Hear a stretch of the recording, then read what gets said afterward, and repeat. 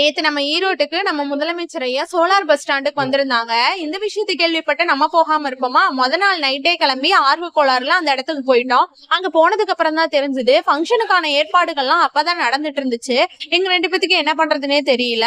நாங்க 2 பேரும் யோசிச்சுக்கிட்டே வெளியிலேயே நின்னுட்டு இருந்தோம், உள்ள போலாமா வேணாமா அப்படின்னு.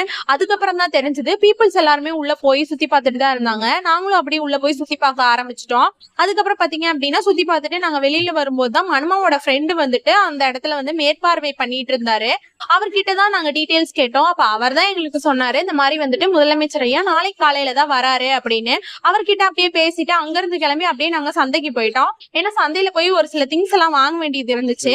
நாங்க போயிட்டு வந்துட்டு இந்த ஃப்ரூட்ஸ் எல்லாம் பார்த்தோம். எங்களுக்கு அப்புறம் வந்து அதை வாங்காம இருக்க முடியாது, அதனால நாங்க அதெல்லாம் வாங்கிட்டோம். அப்புறம் இந்த தேங்காய் போலி, அப்புறம் பருப்பு போலி இதெல்லாம் 10 ரூபாய்க்கு வித்துட்டு இருந்தாங்க. அப்புறம் அதையும் வாங்கிட்டோம்.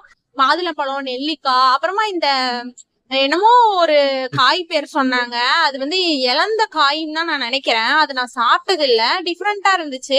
அப்புறம் மனுமா வாங்கி கொடுத்தாரு. அப்புறம் நானும் சாப்பிட்டேன். தக்காளி விலை ஒரு காலத்துல வந்து உச்சத்துல இருந்துச்சு, இப்ப என்னமோ தெரியல ரொம்ப மோசம். 20 ரூபாய்க்கு வந்துருச்சு. அதனால நாங்க வாங்கிட்டு வந்துட்டோம். அப்புறம் ஸ்நாக்ஸ் எல்லாம் பாத்தீங்கன்னா 20 ரூபாய்க்கு தான் கேட்டு இருந்தாங்க. தேங்காய் பண்ணு, அப்புறமா வந்துட்டு எனக்கு பிடிச்சது அதிரசம், அப்புறம் வந்து பட்டாணி, இதெல்லாம் நாங்க வாங்கிருந்தோம். இன்னும் நிறைய இருந்துச்சு, வாங்கினா எல்லாத்தையுமே வாங்கிருக்கோம். சரி இப்போதைக்கு இது போதும் அப்படின்னு சொல்லிட்டு நாங்க வாங்கிட்டோம். அப்புறமா பாத்தீங்க அப்படின்னா ரூம் ஸ்டிக் வாங்கணும் அப்படின்னு நினைச்சுதான் நாங்க சந்தைக்கே போனோம். ஆனா அதை தவிர்த்து எல்லா பொருளுமே இங்க இருக்கும். ஏன்னா நாங்க ரூம் ஸ்டிக் வாங்குறதையே மறந்துட்டோம், எங்களுக்கு ஞாபகமே இல்ல.